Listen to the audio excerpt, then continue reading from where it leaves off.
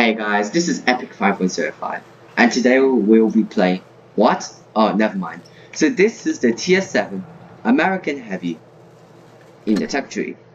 It has decent aspects going for it, and I believe is the most heavy tank and playstyle you can get in the tech tree.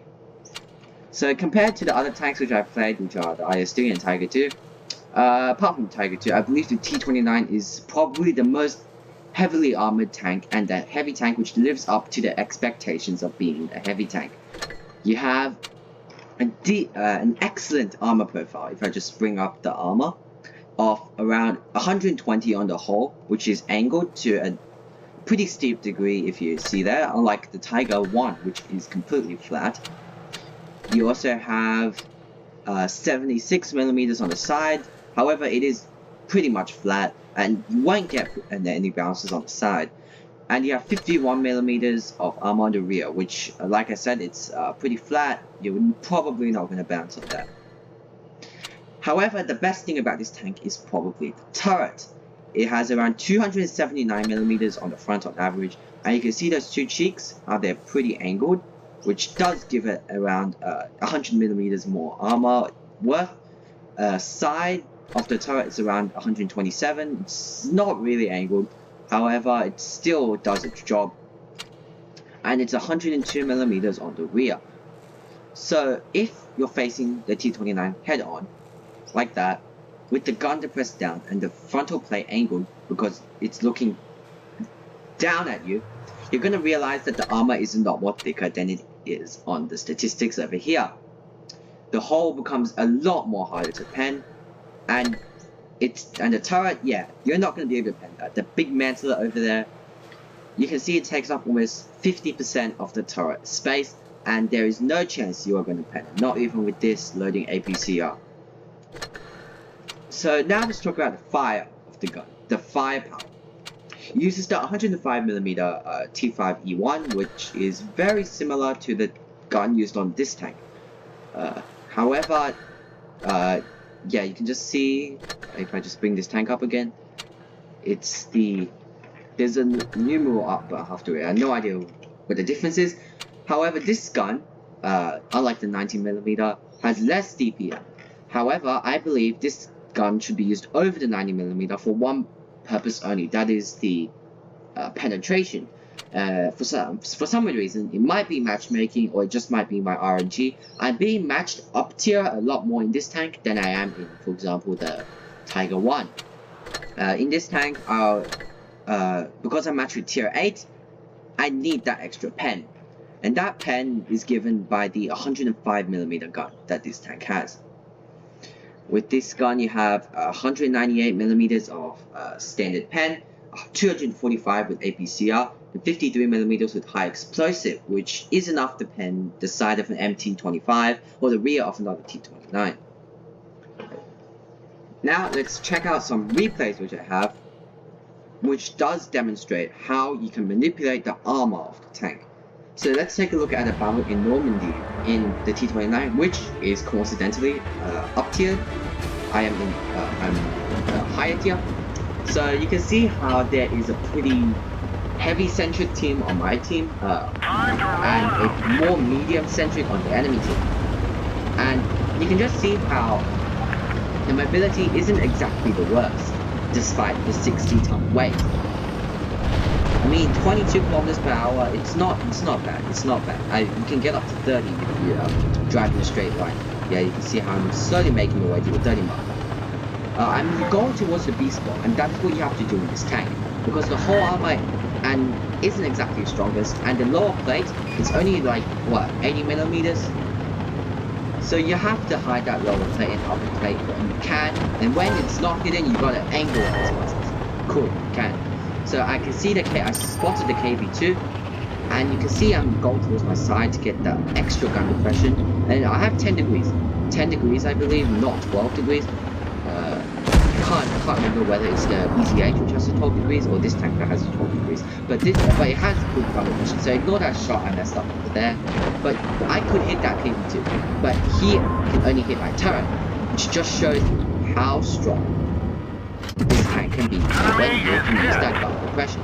I hit him, and see how I'm angling the body, but not too much. It's not like a Tiger 2 or something like that, when you can actually trust the gun,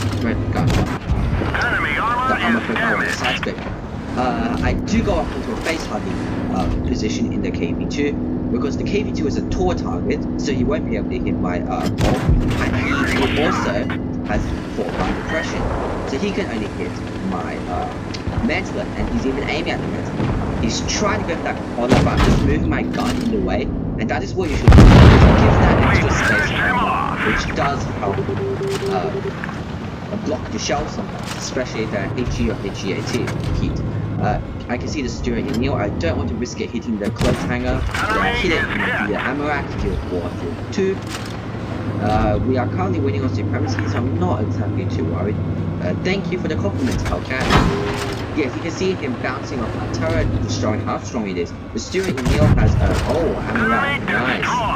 I believe the steering Emil is also running the stockpile, so it's kind of sad. Yes, sorry for using it, sorry for hating it.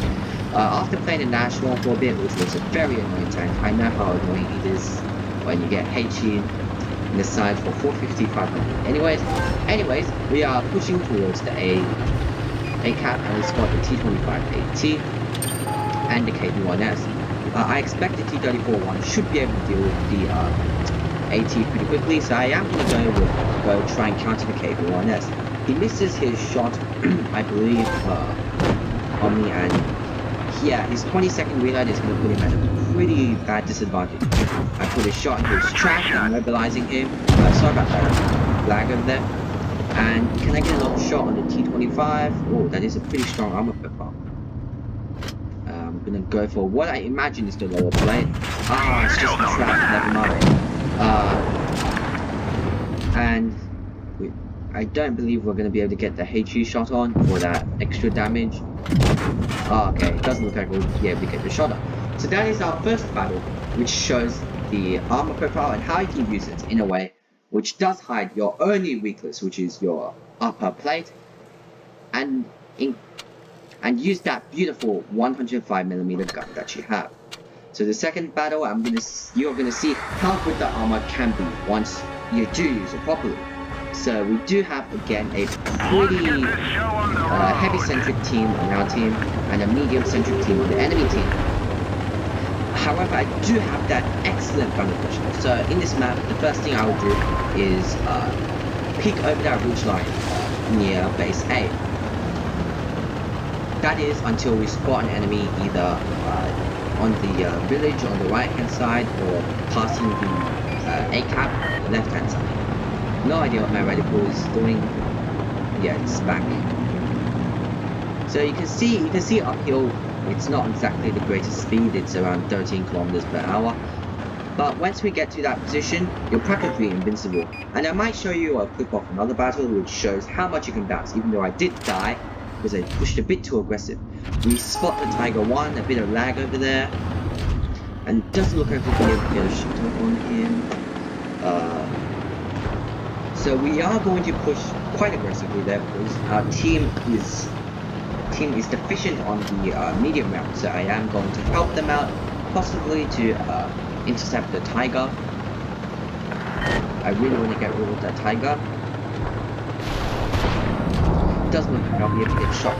It doesn't look like I'll be able to. So I spot the Churchill 7, and a bit of lag over there, teleporting everywhere. So you can see just a bit later, the dispersion on this tank isn't exactly the greatest. I need to check the rating and I will go a bit more thorough on the stats. However, the accuracy is decent and most of the time it aims in pretty quickly. You can see, unlike the Russian 122mm, it doesn't take forever for the shot to aim in. Yeah, you can just see the extent of the dispersion over there, but it does go pretty quickly. And I am going to try and go for a shot with Tiger 1 for 331. Another thing about the gun, which I may have touched on in my other video, is the reliability of the Alpha. It runs pretty well. I mean, most of the time I get a 300 average roll. I don't get anything pretty much, not very often, I don't get low rolls like that. Like if I run the 122mm on like the Russian tanks, I usually get horrible low rolls. I mean like low rolls by 40, 50, 60, 70 damage. Same with the IS-152. But this tank, it's pretty consistent. And you can just see the armor there. Once I'm in that hold down position, I'm pretty much undefeatable. I'm holding myself easily against these tanks.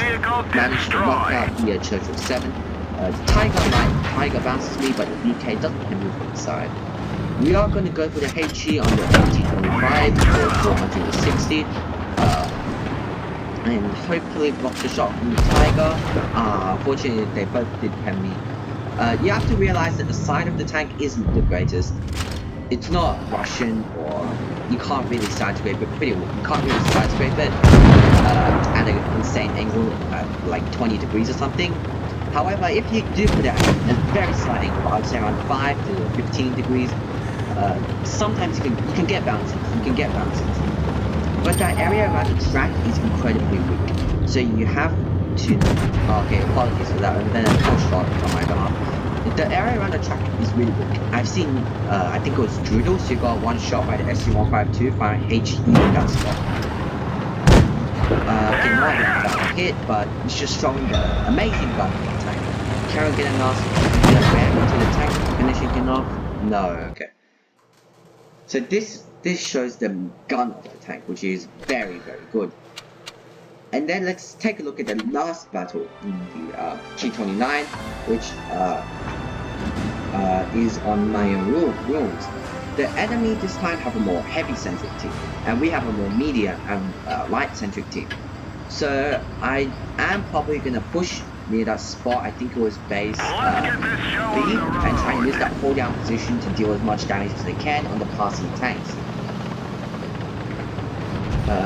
We are going to see how in the other battles I've been playing them less aggressive, not really that frontline charge wagon kind of playstyle. But in this battle I am going to do exactly that on the medium team.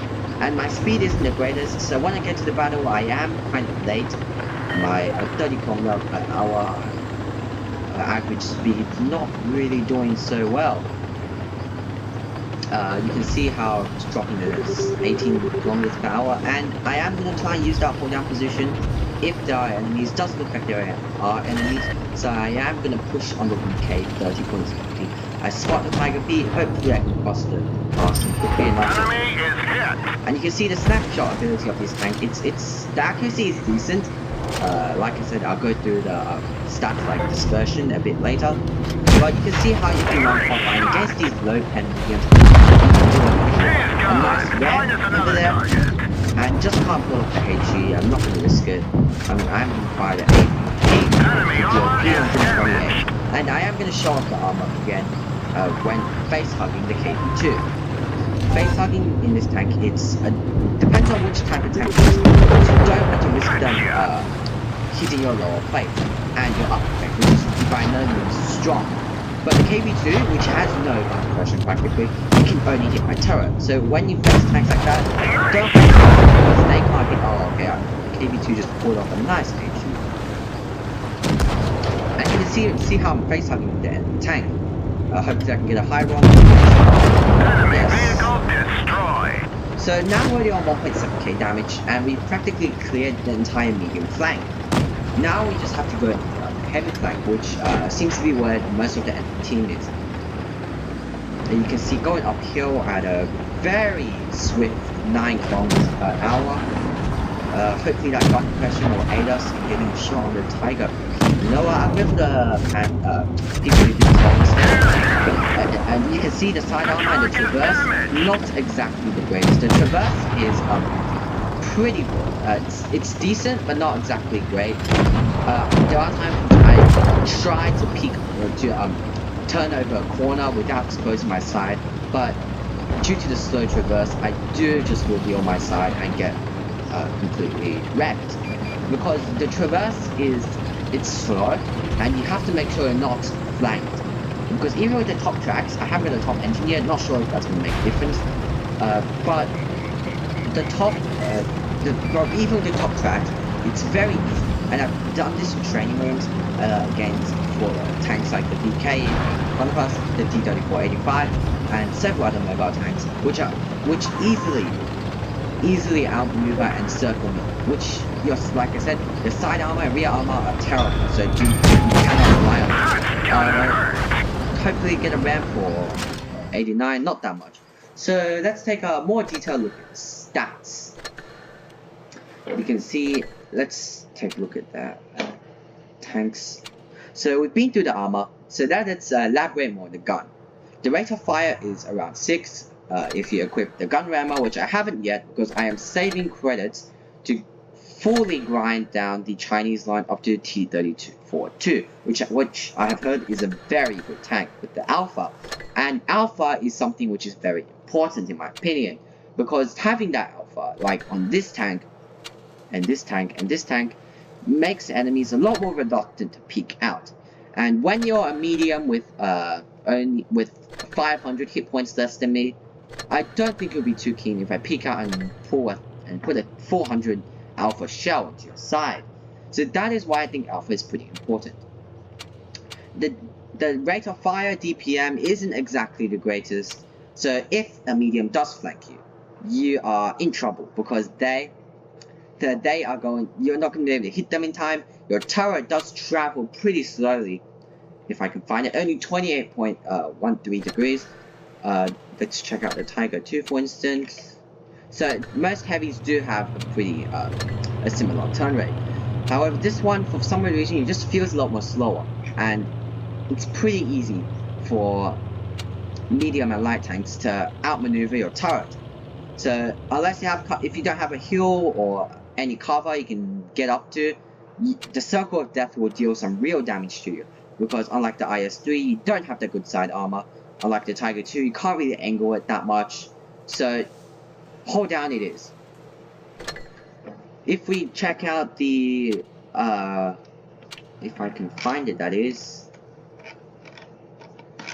the dispersion. Yes, dispersion is 0.422, and which is not horrible. It's not horrible. If I just check out the IS-3's dispersion, if I can find it, that is dispersion, it's 0.308. So this tank has a larger dispersion, which you can see, but it does shrink down a lot more quicker. It's like the from what I've heard and seen, it's like the T34 so the 122mm has a pretty bad dispersion, but it does shrink in very quickly.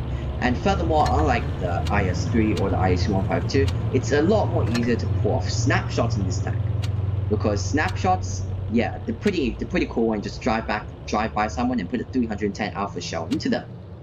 The reload isn't horrible either. I believe it's around 10 seconds, if I can find it, that is.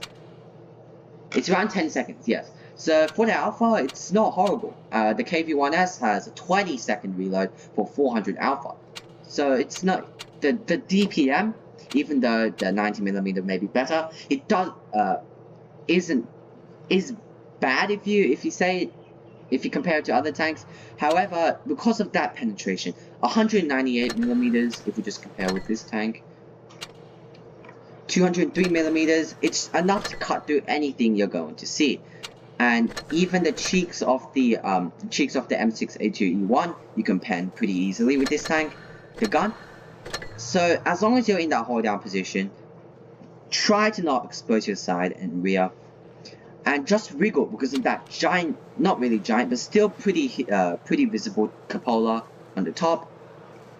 If you do all that, then you'll get a lot of bounces. And let's see if I can find that map of Castilla. Yes, I think it was this one, which I do get a lot of bounces on, but do unfortunately die. I pushed super aggressively on this map just to see how many bounces can I pull off. Let's just watch it. So I am going here, I'm just gonna rush it. I'm pretty bored, so it's fun. You can see how the enemy has a pretty medium-centric team. And the problem with this map, which I said, is the heavy route is just so exposed. If you watch my other video, if you haven't, please watch it. The problem is the Castilla heavy route obsolete. I did make a video on that, very short, check it out if you have time. And the problem with this is that if your team isn't cooperative enough and they don't spot the tanks on the other side of the map, which can see you because the heavy tanks on their team will spot you, you'll get completely wrecked from this side here. So that is why I advise most heavies, which have that speed and mobility, to not go down the heavy route and instead, okay, just watch this. I am in this hold down position because I just really want to use this hold down position. I can easily wreck the ARL and Epic5105 because I'm at a higher angle, so I can negate that angle. Then negate the angle, snowball their armor. So you can see here, we've already bounced 360. We've bounced 495 now, just blocking back and forth so that they can't really hit our cupola. And you can see from now the problem is that we're getting shot by every single tank. I bounced a shot on KD2 just then. Wow. Okay, so we already bounced 1.7k damage. Now 1.9, now 2,100. And yeah, I'm not going to block them much more. And you can just see if yeah, maybe block 2.3k. So if you're in that hold down position and you know how to hide that play, you can hide your side armor, you can pull off a very nice game. And if you can stay in that position for a long time and you are not exposed to anyone and you have shots, yeah, that's the perfect formula for a great game. So basic tip is hold down, wiggle back and forth so that cupola is harder to hit. Don't expose your side armor and your rear armor if possible, because and try to not stay with your team. Don't get flanked because your mobility, your traverse isn't that good. And just hold down, use that gun, and yeah, this is a very solid tank. It's everything that a heavy tank is. If you haven't watched my video, please watch my video on the initial thoughts of the T29, because this tank was great even when I first got it, unlike other tanks which I didn't really enjoy when I first got them. Yeah, so that's it. That's the T29 review. So thanks for watching. Hope you enjoyed this video. If you did, please consider liking and subscribing. This is Epic5105. Thanks for watching.